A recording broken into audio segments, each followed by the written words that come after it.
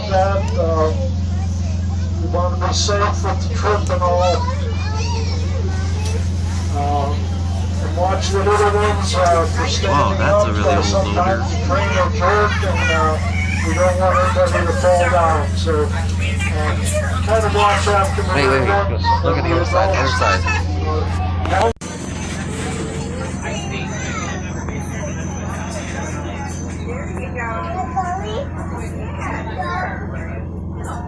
Now, folks, as we leave the museum grounds on the east side of the train, you'll see the Interlaken number 11 engine, one of them that we do operate.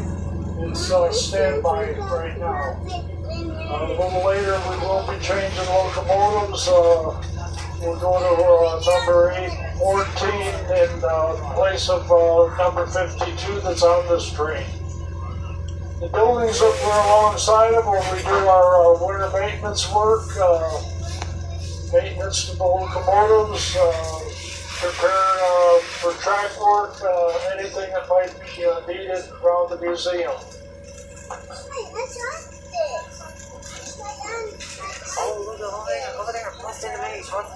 On the east side of the train, you'll see the new crane donated to us by Purdue University. That's a rail crane that operates under its own power up and down the rail.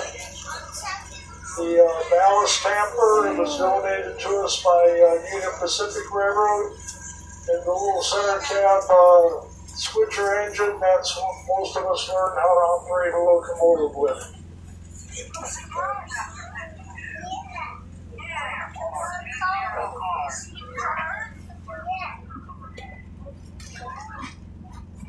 Nice dreams.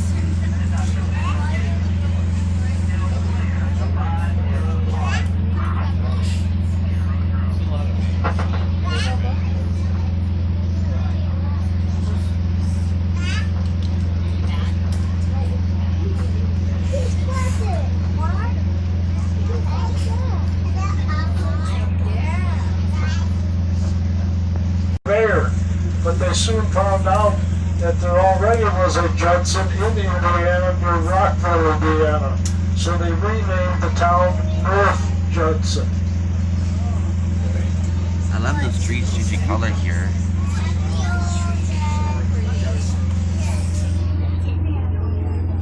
They say it was in Rockford, Judson.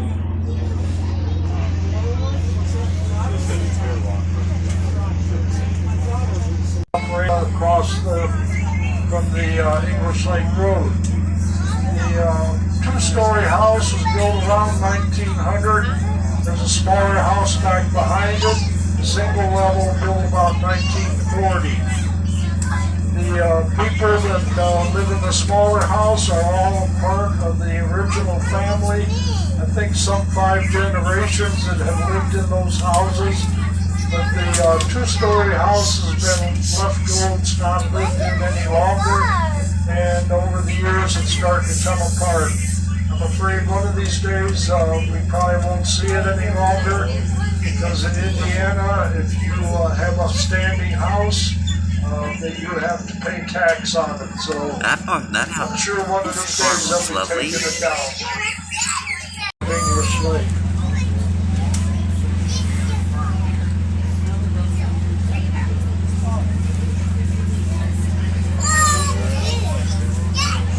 Of course, a lot of people ask the question about English Lake, where is the lake at? Over the years, the Kankakee River had been bridged, and when they did that, whatever was called English Lake, it actually drained the wide spot that was in the river called English Lake. So really, if you're looking for English Lake, it's not there any longer. But there is a general store there that will be able to see that. Wait. Now, if you remember the story of the Wizard of Oz, there was a little dog, and the dog's name was Toto. We've got a road named Toto, and we've also got a little town named Toto. According to the Historical Society, we claim this all to be a coincidence. Well, I don't know if it's a coincidence or not. When we got the town, we got the road, we got a little dog. The gentleman that wrote the story lives nearby. I'm not sure if it's a coincidence or not. I'm going to let that up to you folks to decide. Whatever you think, I think you might be right. That's a very big empty farmland. Old bridge. Right now. River.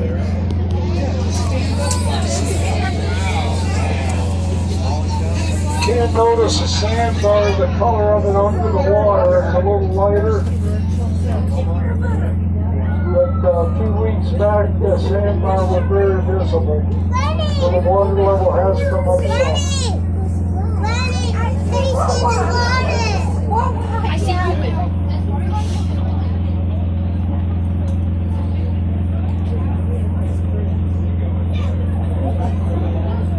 The folks were standing out there on the sandbar, the part of it. That's where the Yellow River enters the Kankakee. There's a few other drainage ditches and also winter. Those locomotives made. Nowadays, that locomotive is what they call a rare locomotive. Most of them were scrapped or just put to look at. The problem being looked at was the way the cab was designed. If you notice locomotives nowadays, they have walkways along the side of them.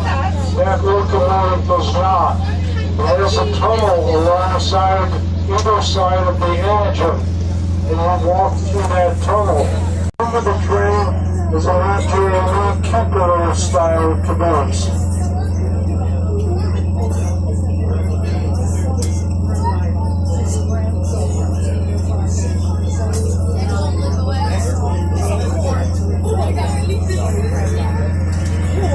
Did you hear that?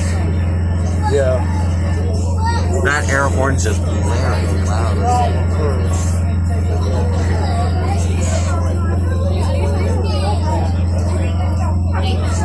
I see some spots of the remnants of the track.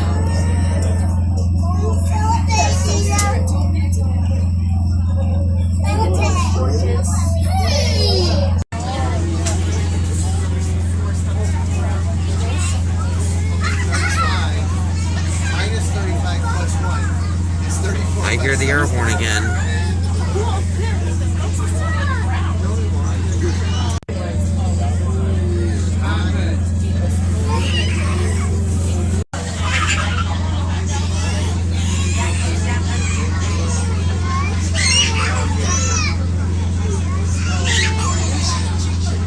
Oh, they look like they're in a little bit of a...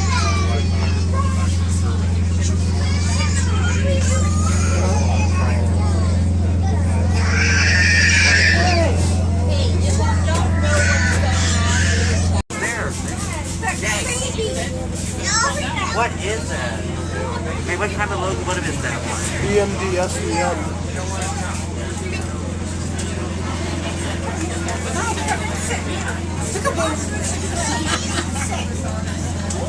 Wow,